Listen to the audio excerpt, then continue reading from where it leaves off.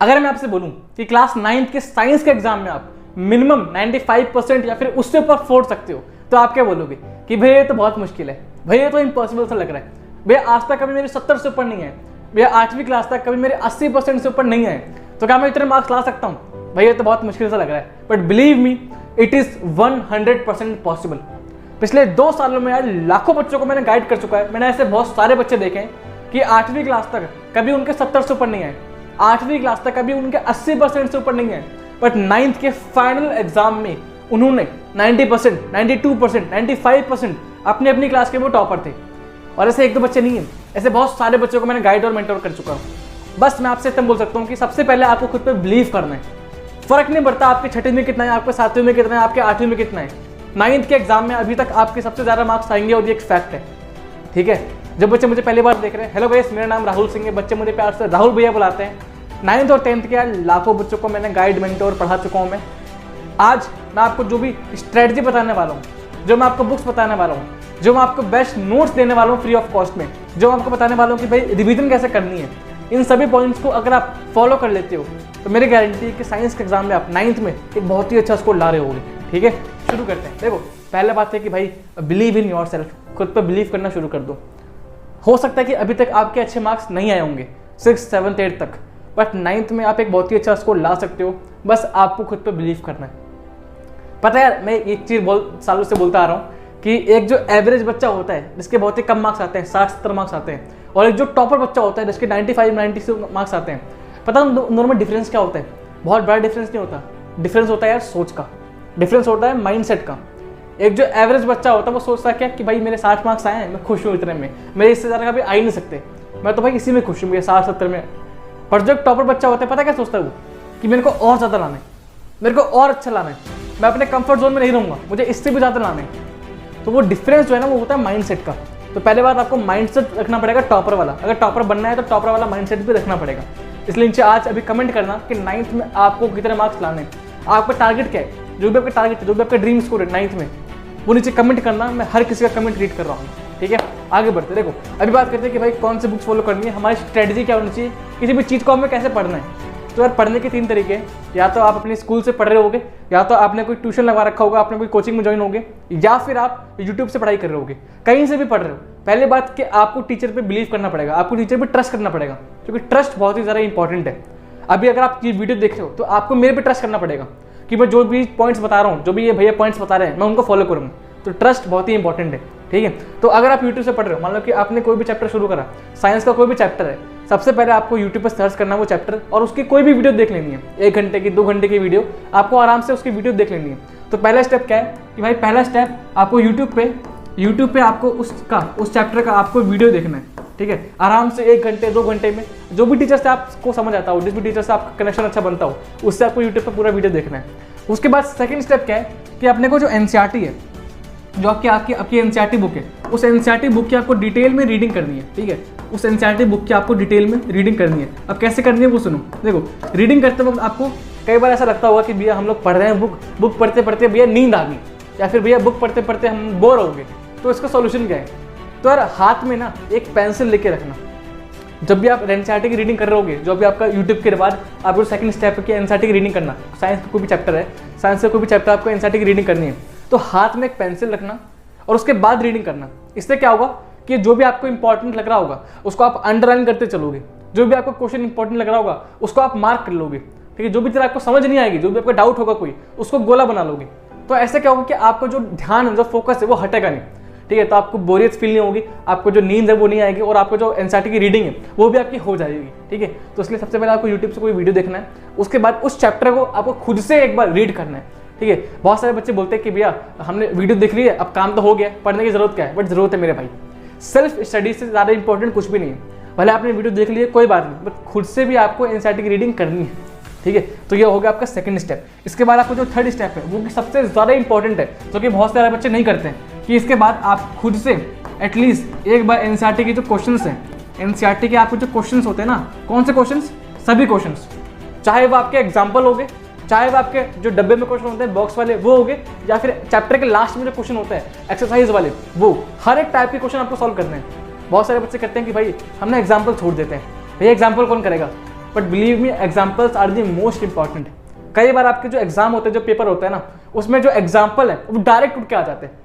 तो इसलिए एनसीईआरटी का कुछ भी नहीं छोड़ना, हर एक कोना, हर एक क्वेश्चन आपको सॉल्व करना है। एग्जाम्पल हो गए, इन टेक्स्ट हो गए, आपके बॉक्स वाले क्वेश्चन हो गए, या फिर चैप्टर के जो लास्ट में क्वेश्चन होते हैं, हर एक क्वेश्चन आपको सॉल्व करना है एनसीईआरटी का। जो हो गया आपका थर्ड स्टेप। इसके अलावा एक छोटा सा स्टेप और करना पड़ेगा आपको। अगर आपको 90 मार्क्स, 92 मार्क्स या फिर इससे ऊपर अगर लाने हैं तो आपको एक चीज एक्स्ट्रा और करनी पड़ेगी, ठीक है। उसे हम लोग बोलते हैं एनसीईआरटी एग्जाम्पलर। उसे हम लोग बोलते हैं एनसीईआरटी एग्जाम्पलर। अब ये क्या होता है, देखो यार, ये आपकी एनसीईआरटी की खुद की बुक है।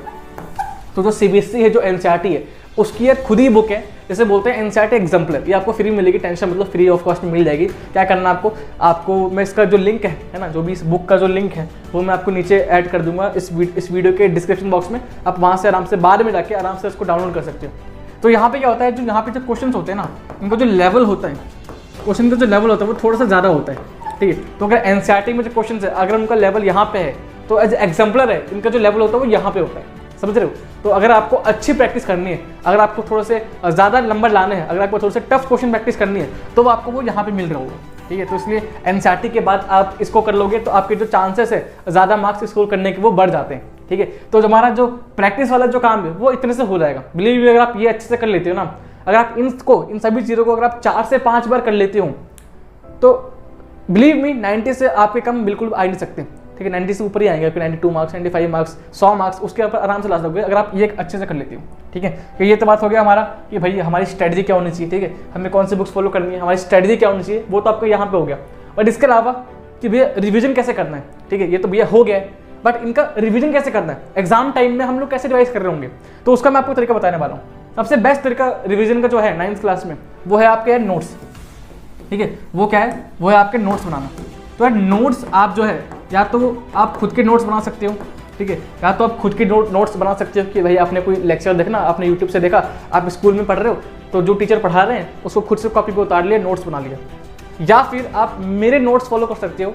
एंड बिलीव मी, जो हमारे चैनल के जो नोट्स हैं 9th क्लास के लिए, वो पूरे यूट्यूब पे बेस्ट नोट्स हैं, गारंटी के साथ। Best handwritten notes on YouTube for class 9 science, वो हमने प्रोवाइड कर रखा है।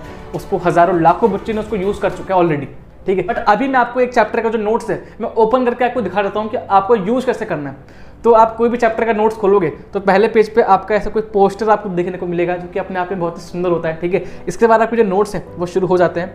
सबसे अच्छी बात क्या है कि जो ये नोट्स है ना यार, ये आपके हैंड रिटन नोट्स हैं, मतलब कि मैंने खुद बैठ के इनको लिखा है अपने हाथों से।